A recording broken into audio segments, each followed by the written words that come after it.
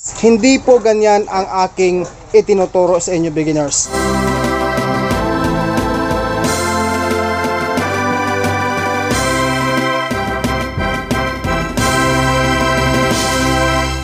King's VitaPlus Animal Feed Supplement. Hi guys, magandang hapon po sa ating lahat. Gusto ko lang guys magbigay po ng update ngayon po sa akin pong mga fatteners na pangwalo po. Ang ginawa ko po guys na division po sa gitna po ng babuyan ko guys. And then sa update natin ngayon guys ay magbibigay po ako ng munting kaalaman pa rin po sa kabila po ng atin pong pag-alaga ng baboy dito sa akin pong backyard piggery. So guys, kung bago ka pa lang po dito sa aking channel, kung hindi ka pa ho nakapag-subscribe, mag-subscribe ka na po and hit the bell ring yang all para po updated ka palagi sa mga bago kong ina-upload sa simple video sa pag-aalaga ng baboy. So dito guys, ang ginawa ko kanina guys, actually po mga 1 hour lang ang lumipas ay natapos kong ginawa yung bamboo or kawayan na division. Sinadya ko po ang gawin yan dahil na-realize ko po na sa 5 pirasong baboy ko ngayon, ito guys ayan, nakikita ko guys na kapag oras po ng alas 2 to alas 4, nakakaramdam po sila ng init at sila po ay nagsisitakbuhan. Kahit nabusog sila guys, tapos mainit ay magtatakbuhan yan. Para bang kumbaga gusto nila paliguan. And then guys, isa po sa aking mga i-share sa inyo beginners makinig lang po kayo, manood at makinig lang po. Kapag po ang baboy, base lang sa aking karanasan guys, at base po sa aking munting pagkakaintindi sa pag-alaga ng baboy, ang baboy na hindi masyadong malikot, yung tipong trabaho niya ay kain, tulog, kain, tulog.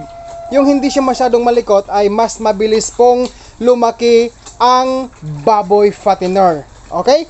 And then, samahan pa ho ng genetics. Beginners, yung sinasabi pong genetics ay yung pong klase or lahi sa baboy na good breed, no?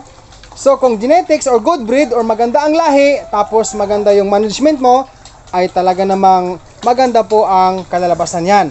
So yan guys ang aking update ngayon sa akin pong fatteners pig house.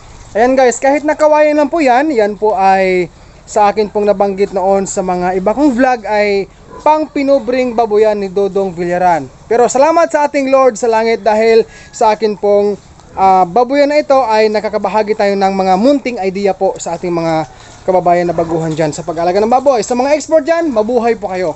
So guys, bago tayo magtatapos pala sa video na ito, gusto ko lang pong patuloy pong mag-share ng munting idea tungkol po sa mga katanungan po, katulad sa katanungan ni Aileen Andam Redoblado. Sabi niya, nice job, keep up the great work and keep doing your best. Maraming salamat po bossing Aileen Andam Redoblado sa iyo pong salita And then sabi po ni kabayang Imsuko Lagaras, pampaano po ang azula Kuya Dong? Ito yung azula. Ito po, ayon po sa pagsasaliksik or ayon po sa research na ginawa po ng mga eksperto. Disclaimer lang guys ang sabi po ng mga eksperto, ang azula ay isa po sa magandang kasangkapan or magandang pwedeng ipakain sa baboy o kahit sa manok o kahit kambing. Sa atin pong napagsaliksikan, maganda or mayaman po ang azula sa protina. Yan po ang kanilang sinasabi sa kanila pong research. So maganda ihalo sa feeds ng baboy, sa commercial feeds. Sumunod si kabayang Sisoy de Guzman. Sabi niya, Kuya Dodong, sana mapansin, pwede bang pagsabayin ang injectable na purga at vitamins sa alagang biik? Baguhan lang po Kuya Dodong. So regarding po sa pagpurga, base lang sa aking karanasan at sa advice po ng aking technician, hindi po siya nagsasabay ng pagpurga na inject at ang inject ng vitamins. Una, meron tayong mga kababayan na hog research na ginagawa nila ay sinasabay nila, beginners take note, sinasabay nila ang injectable na purga at ang pag-inject ng vitamins para daw po mabawasan ang stress na daranasin ng baboy. Sa inject kasi may stress dyan no? Ibig sabihin, mas stress ang baboy. So ngayon, linawin ko lang para hindi magulo ang ating topic ang ating idea na binabahagi ngayon. Beginners, wag po ninyong, or hindi po ina-advise ng eksperto sa atin na kung mag-inject ka ngayon ng purga, ihalo mo sa vitamins na injectable. Wag po ganon. Hindi ko po tinuturo yan beginners Hindi po maganda na, or hindi ko pa ho talaga naranasan na pinaghalo ko or minimix ko ang injectable na pangmurga at ang injectable vitamins. Hindi po ganyan ang aking itinuturo sa inyo, beginners. Okay? So ang pangalawa, halimbawa, ngayong batch, ngayong minuto, inject ka ng purga. Pag inject mo, that is first batch. Yung second batch, kung nais mo lang gawin din na isabay or i-inject ulit ang injectable vitamins, ang sabi nga po ng ibang kababayan natin na nagbababoy, pwede rin daw ganyan. Pero ulitin ko lang po, base sa aking naranasan po sa aking pag-alaga ng baboy, ay hindi po ako gumagawa ng ganyan. Kadalasan po, ang advice po sa akin ng aking technician ay inject ako ngayon halimbawa ng purga. And then, 3 days after purga, saka mag-inject ng vitamins. Okay? Bago ko po makalimutan, mga kababayan, ang King's Vita Plus po animal feed supplement ay araw-araw ko po itong ginagamit. Okay, so sabi naman ni kabayang Chinchin o Claret, Kuya Dudong, maayong hapon.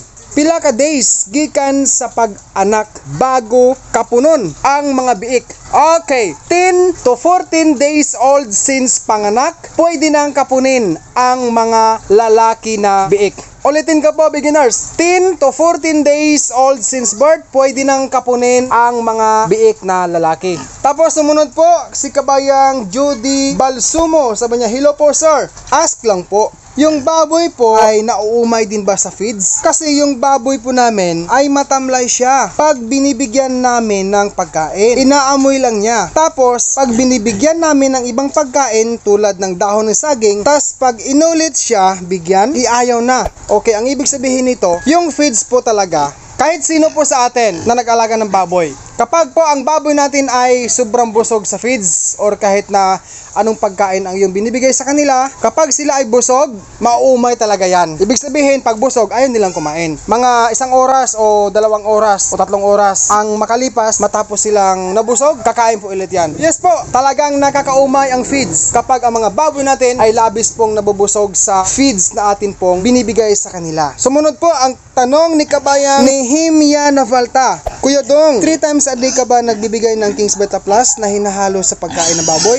Opo, 3 times a day po ako nagbibigay ng King's Vita Plus sa pagkain ng aking mga baboy. Ang mga baboy ko ngayon guys pala ay they are now 28 days old since buying.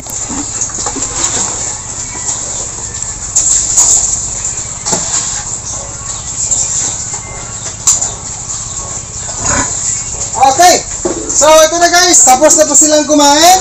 And then maraming salamat po for watching this video. Sa mga hindi po dyan nag-subscribe, mag-subscribe ka na po and i-click mo ang notification bell para po updated ka sa mga bago kong upload sa simple video sa pag-alaga ng baboy. Once again, thank you so much po and God bless po sa ating lahat.